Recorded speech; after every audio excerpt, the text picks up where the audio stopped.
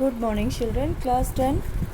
आज हम पाठ 8 लीलाधर शर्मा पर्वती जी की भीड़ में खोया आदमी। ये भीड़ में खोया आदमी वास्तव में एक निबंध है और ये जनसंख्या विस्फोट पर है। जनसंख्या, बढ़ती जनसंख्या जो है आज की भारत की, जैसे जनसंख्या 130 करोड़ आज भारत की जनसंख्या है और ऐसी जनसंख्या भारत के लिए एक बहुत बड़ी समस्या है कि इसके कारण लोगों के आवश्यकताओं की पूर्ति नहीं हो पाती है। मांग ज़्यादा है, मतलब डिमांड ज़्यादा है और सप्लाई कम है। मांग ज़्यादा है और साधन जो है उसकी पूर्ति बिल्कुल सीमित है, जिसके कारण यूँ कहा जाए तो जैसे एक अनार 100 बीमार। तो इस तरह से जो जनसंख्या बढ़ी है उसके कारण पढ़े लिखे लोग जो हैं उनको रोज़गार नहीं मिल रहा है। जहाँ भी जाओ आपको भारी भीड़ दिखाई देती है। मंदिर जाइए वहाँ भीड़ है, आप अस्पताल जाइए वहाँ भीड़ है, गाड़ियों में स्टेशन पे पहुँचिए वहाँ भीड़ है, बस स्टैंड पे पहुँचिए वहाँ भीड़ है, पार्क में जाइए वहाँ भीड़ है। जगह जगह सिर्फ आदमी ही दिखाई देते हैं। तो वर्तमान समय में हमारा देश जिस समस्या से सबसे ज़्यादा जूझ रहा है वो जनसंख्या, आबादी ही उसको हम कहेंगे। उसका कारण एक ये भी है कि पहले जो आज़ादी से पहले भारत में एक तो ये था कि गरीबी बहुत थी और गरीबी और भूख से भी लोगों की मृत्यु हो जाती थी, या फिर महामारी और प्लेग वगैरह बीमारी बढ़ जाने के कारण भी जो जनसंख्या है वो कम होती जाती थी, मृत्यु दर ज़्यादा हो जाती थी। तो इस तरह से मृत्यु दर अब क्या हो गया है, भारत की आज़ादी के बाद, भारत ने आज़ादी के बाद अपने देश की स्वास्थ्य सेवाओं में बहुत सुधार किया है और जिसकी वजह से जन्म दर तो बढ़ गई है, लेकिन मृत्यु दर जो है वो क्या हो गई है, घट गई है, कम हो गई है, जिसके कारण उम्र लोगों की बढ़ने लगी है और परिणाम स्वरूप जनसंख्या तो उसी तरह से बढ़ रही है, उसी तरह से लोग जन्म हो रहे हैं, बच भी रहे हैं, लेकिन मृत्यु दर नहीं होने की वजह से जनसंख्या दर बढ़ रही है और इसके कारण भारत की जनसंख्या जो है बहुत अधिक बढ़ गई है। तो इसकी वजह से ये होता है कि जनसंख्या के कारण जो देश के संसाधन हैं, जो देश की औद्योगिक उत्पत्ति है, कृषि उत्पादन है और स्वास्थ्य सेवाएं हैं, शिक्षा कहिए, इन सब की ये सब चीज़ें जो हैं वो कम होने लगती हैं।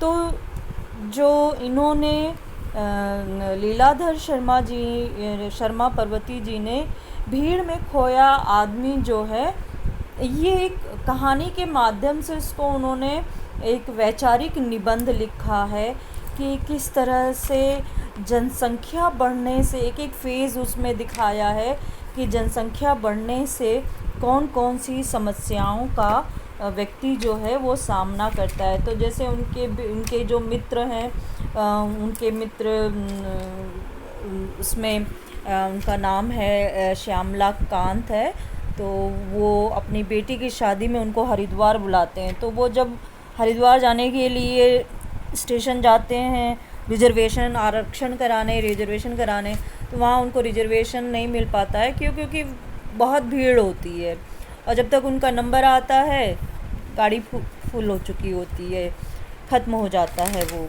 तो लेखक किसी भी तरह से वहाँ पहुँचता है अपने मित्र के घर में, वहाँ उनके बेटे से मुलाकात होती है तो पता चलता है कि उसने रोज़गार कार्यालय में अपना नाम लिखवाया है, लेकिन सरकारी बाबू ने उनसे कह दिया है कि भाई देखिए आपसे भी पहले काफ़ी सारे लोग लाइन में लगे हुए हैं, और जब उनका नंबर आएगा तभी आपका आएगा। ये भी एक जनसंख्या का है कि पहले ही लोग इतने हैं। घर में उनके पहुंचते हैं तो उनको बहुत सारी समस्याएं देखने के लिए मिलती है। तो वो समय समय किस किस तरह से मनुष्य जो है कहाँ कहाँ पे हम समस्याओं का सामना कर रहे हैं इस बढ़ती हुई जनसंख्या से, ये बहुत अच्छे तरीके से, बहुत सुंदर ढंग से लेखक ने यहाँ पे प्रस्तुत किया है। मैं थोड़ा लेखक की जीवनी पढ़ लेती हूँ। लीलाधर शर्मा पर्वती का जन्म 1 जनवरी 1919 को अल्मोड़ा उत्तर प्रदेश के किसान परिवार में हुआ था। विद्यार्थी जीवन में प्रेमचंद के उपन्यासों को पढ़कर कांग्रेस के सक्रिय सदस्य बन गए, अतः बीच बीच में जेल यात्राओं के कारण नियमित अध्ययन खंडित होता रहा इनका। और बाद में काशी विद्यापीठ वाराणसी से उन्होंने शास्त्रीय परीक्षा उत्तीर्ण की। द्वितीय विश्व युद्ध के आरंभ होते ही उनको पुनः गिरफ्तार कर लिया गया। वहाँ जेल में भी उन्होंने अपना अध्ययन क्रम जो था उसको बनाए रखा। स्वाधीन भारत की आज़ादी के बाद भारत में उन्होंने विभिन्न पत्रिकाओं का संपादन कर पत्रकारिता के क्षेत्र में यश अर्जित किया। उत्तर प्रदेश सरकार की हिंदी समिति से उसके स्थापन काल से ही संबंध रहे और कई वर्षों उसके वे सचिव रहे। हिंदी समिति जो थी उसकी स्थापना की गई थी उत्तर प्रदेश में, उसमें वो उसके आरंभिक काल से ही वहाँ पर सचिव बने रहे थे। और उत्तर प्रदेश शासन के उप सूचना निदेशक पद से 1979 में सेवानिवृत्त हुए, यानी कि वे रिटायरमेंट लिया उन्होंने। पर्वती जी की भाषा सरल सुबोध है, बहुत सिंपल सी भाषा है। उनकी रचनाओं में कथा और रिपोर्टार्जन की शैली का आनंद रहता है। और उनकी प्रमुख 2 रचनाएं संयुक्त राष्ट्र संघ और स्वतंत्रता की पूर्व संध्या पर उत्तर प्रदेश सरकार से पुरस्कृत हुई है। उन्होंने गांधी साहित्य के अहिंसा खंड का संपादन भी किया है। हिंदी के विकास में पर्वती जी का विशेष योगदान रहा है और राष्ट्रीय विषयों को हिंदी में सरसता से प्रस्तुत करने में वे बेजोड़ हैं, यानी बड़े रोचक ढंग से उन्होंने इसको प्रस्तुत किया है। तो इस निबंध को मैं पढ़ रही हूँ और इस निबंध के माध्यम से हम जानेंगे कि जनसंख्या बढ़ने से कैसी कैसी समस्याएं सामने आई है। प्रस्तुत निबंध जनसंख्या वृद्धि और पर्यावरण प्रदूषण को ध्यान में रखकर लिखा गया है। पर्यावरण प्रदूषण का एक कारण जनसंख्या वृद्धि भी है, आप जानते हैं इसको, क्योंकि जितना आप जानते हैं प्रदूषण जो चीज़ें बाहर कूड़ा करकट दिखाई देता है, गाड़ियाँ दिखाई देती है, भीड़ दिखाई देती है और बाकी चीज़ें हैं। तो जनसंख्या बढ़ेगी तो ज़्यादा से ज़्यादा चीज़ें इस्तेमाल होंगी और फिर वो ज़्यादा से ज़्यादा उसका जो वेस्टेज मटेरियल है वो भी बाहर आएगा। तो इस तरह से प्रदूषण में बहुत बड़ा एक कारण जनसंख्या वृद्धि भी है और भारत में इतनी गंदगी दिखने का एक कारण जनसंख्या वृद्धि भी है। मनुष्य की जनसंख्या वृद्धि पर नियंत्रण नहीं लगाएंगे तो वह दिन दूर नहीं जब हम सभी स्वयं इस भीड़ में और इससे उत्पन्न समस्याओं में पूरी तरह से खो जाएंगे। इस कथा प्रसंग में उठाई गई समस्याएं समाधान की ओर अग्रसर करती हैं। समस्याएं तो उठाई गई हैं, साथ में समाधान क्या निकाला जाएगा ये हमें निश्चित करती है कि हमें अब सोचना पड़ेगा कि समस्या का समाधान कैसे किया जाए। यह विषय हमारे देश की खुशहाली और भविष्य के लिए आवश्यक और महत्वपूर्ण है। बाबू श्यामला कांत के अनियोजित परिवार का लेखा जोखा हमें परिवार के सुखी और संपन्न होने की दिशा में सोचने पर मजबूर करता है।